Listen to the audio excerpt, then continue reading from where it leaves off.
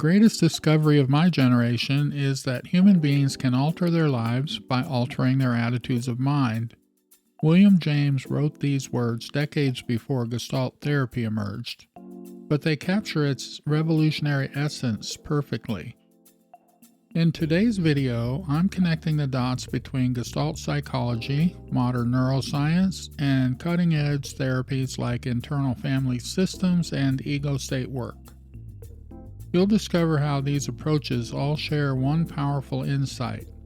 Understanding the parts of yourself is the key to psychological healing. Stay with me to learn practical techniques you can start using today.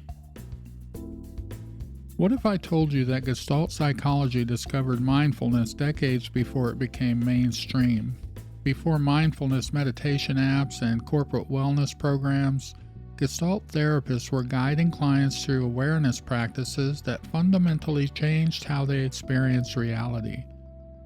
The framework they developed, the 3 zones of awareness, offers a profound map for understanding our experience that remains revolutionary even today. When we talk about the outer zone in Gestalt psychology, we're referring to our contact with the external world. The sensory information we take in through sight, sound, touch, taste, and smell. This is where we experience the physical environment around us. Right now, you might notice the weight of your device in your hands, or the ambient sounds of your environment, or the quality of light where you're sitting. This zone represents our direct, unfiltered contact with what's happening outside ourselves. The middle zone contains our cognitive processes, our thoughts, interpretations, memories, anticipations, images, self-talk, judgments we make. This is where we're making meaning of our experiences, where we plan, analyze, and problem solve.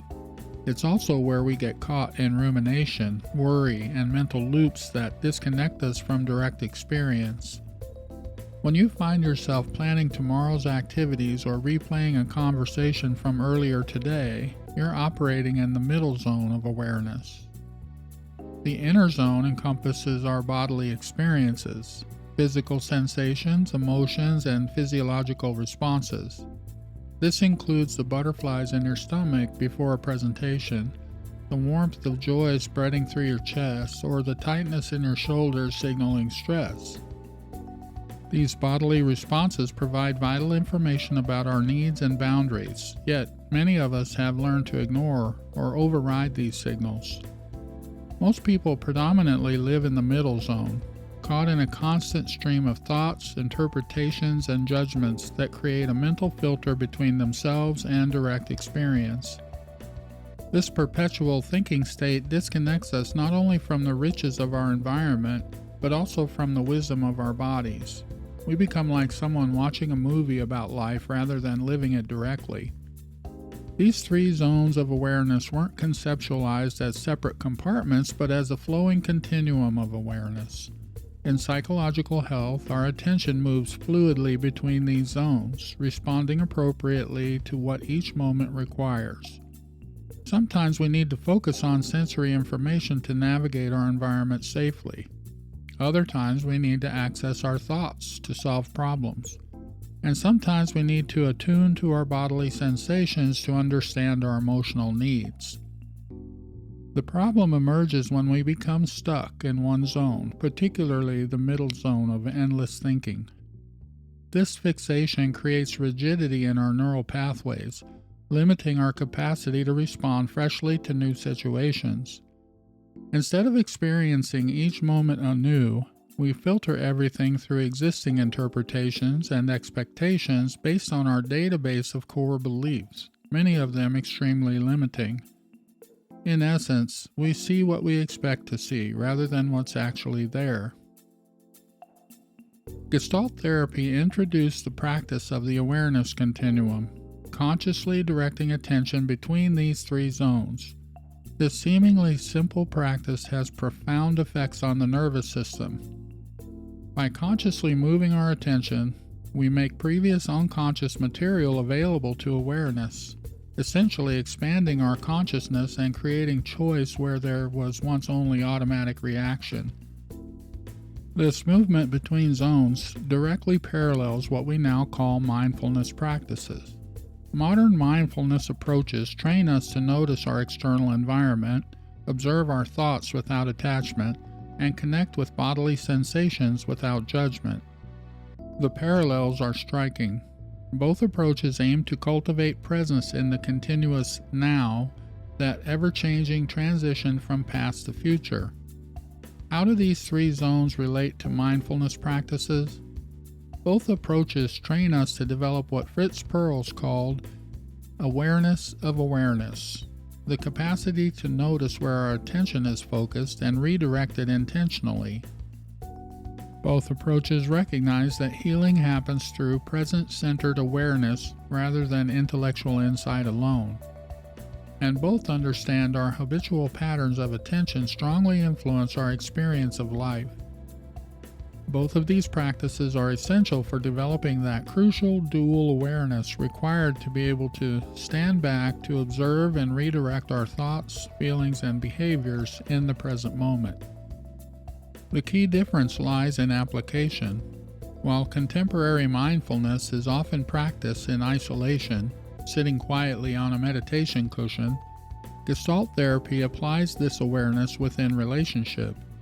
The therapeutic connection becomes a laboratory for growth, with the therapist helping the client notice shifts between zones in real time.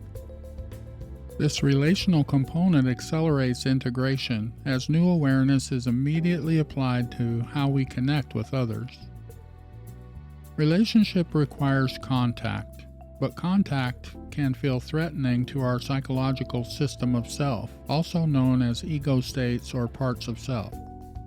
Beneath our conscious awareness, 5 distinct protective patterns operate continuously, creating invisible barriers between ourselves and others. These modifications to contact explain the puzzling gap between our desire for connection and our tendency to undermine it, a paradox at the heart of many relationship struggles. In Gestalt psychology, contact refers to our capacity to fully engage with our surroundings, other people, and ourselves. The contact boundary is that delicate interface where we meet the world, not completely merging with it, nor entirely separate from it. This boundary is where meaningful exchange happens, where growth occurs, and where we develop our sense of self in relation to others. Healthy contact requires that we are able to remain separate and connected. Yet many of us struggle with authentic contact. During our formative years, we develop protective strategies to navigate challenging environments. These modifications to contact initially serve as survival mechanisms, helping us to cope with difficult situations. The challenge emerges when these adaptive strategies crystallize into rigid patterns that restrict our relationships and experiences in adulthood, long after the original threat has passed. Retroflexion is the first of these protective patterns. When we retroflect, we turn back toward ourselves what we originally wanted to direct toward others.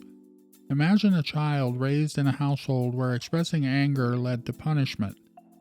That child learns to hold back the impulse to speak up or show feelings. This interrupted energetic flow doesn't simply disappear, it turns inward, creating bodily tensions, somatic symptoms, and even depression.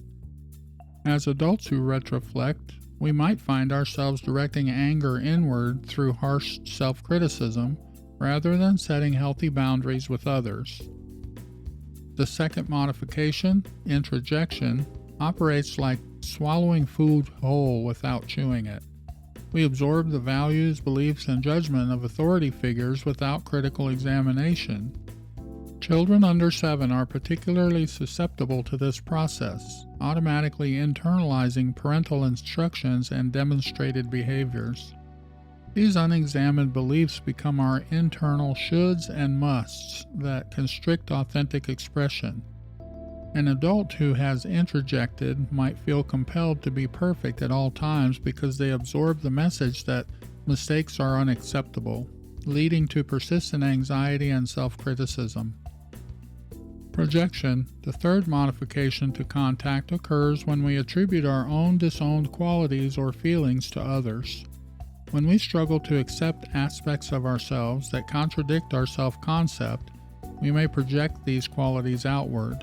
For example, someone uncomfortable with their own competitive nature might constantly accuse colleagues of trying to undermine them. This distortion prevents us from taking responsibility for our experiences and creates a false perception of others, making genuine contact impossible. Deflection, the fourth modification, involves avoiding direct emotional contact through diversionary tactics. When meaningful feelings arise, we might change the subject, use inappropriate humor, or speak in abstractions. Someone who deflects might respond to a partner's emotional vulnerability by suddenly remembering an unrelated story, shifting the intellectual analysis, or making jokes. These behaviors serve to prevent connection with both our own feelings and those of others, keeping interactions at a safe but superficial level. The fifth key modification to contact is confluence, merging so completely with others that we lose our sense of boundaries. In this state, we become unable to distinguish our own needs and feelings from those of significant others. The confluent person experiences the desires of others as if they were their own, leading to what we therapists call enmeshment. In such relationships, individuals struggle to maintain autonomy, often unable to discern where do I end and you begin. This manifests as codependency, where one's sense of self becomes contingent on meeting others' needs at the expense of one's own. These modifications to contact don't operate in isolation. Many of us employ multiple patterns, often switching between them depending on the situation. Someone might project their anger onto a colleague, retroflect their disappointment by becoming physically tense, deflect attempts at emotional intimacy with humor, introject beliefs about never showing weakness, and become confluent in romantic relationships. All without conscious awareness of these patterns. Healthy psychological functioning doesn't mean eliminating these modifications entirely. Rather, it involves developing flexibility, using these patterns consciously and appropriately rather than rigidly and automatically. We can learn to recognize our habitual modifications and gradually expand our capacity for authentic contact, choosing when to employ these strategies rather than being governed by them. Flexibility in our contact patterns opens the door for deeper work. But how do we actually access those parts of ourselves that remain hidden beneath a conscious awareness? Fritz Perls answers this question with a deceptively simple approach that would transform therapy forever. Place an empty chair in the room and invite the unseen self to speak. The empty chair technique begins with a simple premise. When we externalize internal conflicts or unresolved relationships, we can access aspects of ourselves that typically remain inaccessible through conventional conversation. In practice, the client sits across from an empty chair and is invited to imagine another person or part of themselves sitting there. This creates a tangible, physical space for dialogue rather than an abstract discussion about a relationship or internal conflict. What makes this approach so powerful is it bypasses intellectual defenses. When we merely talk about our internal conflicts, we remain safely in the realm of abstraction. But when we physically engage in speaking to and from our different positions, something remarkable happens. We activate emotional, neuronal, and somatic pathways that analytical conversation simply cannot reach. The real magic emerges in the transformation from the original technique. While Fritz Perls developed the empty chair method, Dr. Scott Kellogg and others recognized its potential beyond the Gestalt framework. They evolved it into a distinct therapeutic modality called chair work, incorporating elements from psychodrama and other approaches. This evolution significantly expanded the technique's application and impact, creating a versatile method that adapts to diverse client needs. From this foundation emerged the two-chair technique, where clients physically move between chairs to embody different aspects of themselves. Imagine a person sitting in one chair as their critical inner parent, voicing all the harsh judgments they've internalized, sits in the other. Then they physically move to another chair to respond as their vulnerable inner child. This physical movement catalyzes a dynamic exploration of internal conflicts and promotes an embodied understanding of these different aspects of self. What's happening neurologically during this process is fascinating. The empty chair technique creates a bridge between the left and the right hemispheres of the brain. Through embodied dialogue, we establish a new neuronal pathway that integrates previously disconnected aspects of experience. This integration is far more effective than verbal processing alone because it engages both cognitive and emotional centers of the brain, creating a more profound and lasting impact. Chairwork's effectiveness stems from its ability to create an embodied experience rather than an intellectual conversation. This distinguishes Gestalt's experiential approach from therapies that primarily rely on cognitive or verbal processing. When clients say, "I'm feeling angry," rather than "there is anger," they take ownership of their experience in a fundamentally different way. This shift from observation to embodiment is what creates lasting change. The three main parts of the adapted child reveal themselves through this work: the critical parent containing internalized negative messages, the angry defiant child who brings enough energy to set boundaries, and the vulnerable needy child who allows for genuine connection. These aspects emerge naturally when given spaces to express themselves, often revealing the parental injunctions that have shaped our behavior since childhood. This parts-oriented approach creates a natural bridge to other therapeutic modalities like internal family systems therapy, or IFS, and ego state therapy. All three, Gestalt, IFS, and ego state therapy, recognize that the self contains multiple parts or ego states. All of these approaches utilize dialogue to access, understand, and integrate these parts of self. This shared foundation allows for seamless integration between techniques. The fundamental similarity between these approaches is their commitment to internal harmony rather than the elimination of parts. All three approaches welcome all aspects of self, understanding that even the most troublesome behaviors can originate from positive intentions. The critical parent voice that constantly judges us was once trying to protect us from external criticism. A part that numbs with alcohol may have originally attempted to provide relief from unbearable emotions. These strategies may be outdated, but the intentions behind them deserve respect and integration. What makes this integration so powerful is the recognition that psychological healing does not have to come from removing parts of ourselves, but from creating dialogue between them. When the critical parent can hear the vulnerable child's needs, when the responsible adult can appreciate the creative free spirit's contributions, we move towards internal harmony instead of perpetual conflict. Behind the psychological experience of parts communicating lies an extraordinary biological reality. The brain isn't merely a metaphorical home for our various parts. It's literally organized into specialized neural networks that activate when different aspects of ourselves take control. These interconnected groups of neurons fire together in response to specific stimuli, thoughts, or emotions, creating the biological foundation for what we therapists identify as parts work. What's fascinating is that these neural networks function much like the internet, a complex network of networks within networks, but infinitely more sophisticated and intricate. When we talk about parts of self in therapy, we're actually describing distinct neural circuitry that has formed throughout our lives. Think about it. Every time you slip into a critical parent mode, a specific constellation of neurons activates. When your vulnerable child part emerges, an entirely different neural pattern ignites.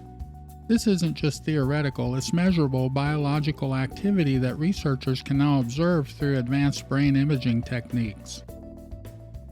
Different therapeutic approaches have developed their own vocabulary for these neural patterns, while internal family systems uses terms like exiles, managers, and firefighters, and Gestalt therapy speaks of polarities. Transactional analysis identifies parent, adult, and child ego states. Despite these terminological differences, they're all describing the same underlying neurological reality. Different neural networks activating in various situations, creating the subjective experience of different parts taking control. These parts operate from distinct perceptual positions in the brain. The adapted child, what transactional analysis calls instinctive level ego state map, is the neuronal location where accumulated trauma resides. Within this network exist three critical components: the internalized critical parent carrying the negative messages, the angry defiant child with energy to establish boundaries, and the vulnerable needy child capable of authentic connection. These aren't merely psychological constructs. They're actual neural patterns that fire in predictable sequences. The challenge emerges when these neural networks become rigid and isolated from one another, typically due to trauma or developmental disruptions. These networks stop communicating effectively. The result, internal conflict, manifests as parts competing for control rather than collaborating harmoniously. This neurological isolation parallels the psychological experience of internal fragmentation that brings many people to therapy. The revolutionary understanding in modern neuroscience is that these networks can reconnect through neuroplasticity. That is, the brain's remarkable ability to change its structure and function throughout life. Every therapeutic breakthrough literally rewires neural circuitry, creating new pathways where isolation once existed. When a client in the adult position dialogues with an inner child part during chair work, they're not just having an imaginary conversation, they're actually opening neural channels between the left and the right hemisphere of the brain, making biological changes that integrate previously disconnected networks. This integration process happens when we create new neural pathways between existing networks. During Gestalt interventions like the empty chair technique, the brain forms novel connections, growing new dendrite connections through a process called neurogenesis. These physical changes in brain structure explain why experiential techniques often produce more profound and lasting change than purely cognitive approaches. They literally reshape the neural architecture of the brain. So, how can you apply this neurological understanding to your own growth? First, practice speaking for your parts of self consistently using a blend of I language with what I call parts language.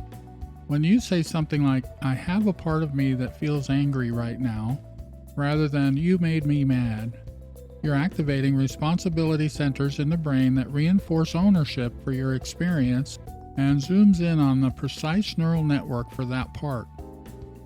This seemingly simple shift actually strengthens neural pathways associated with self-awareness while simultaneously developing rapport and making contact with your parts of self.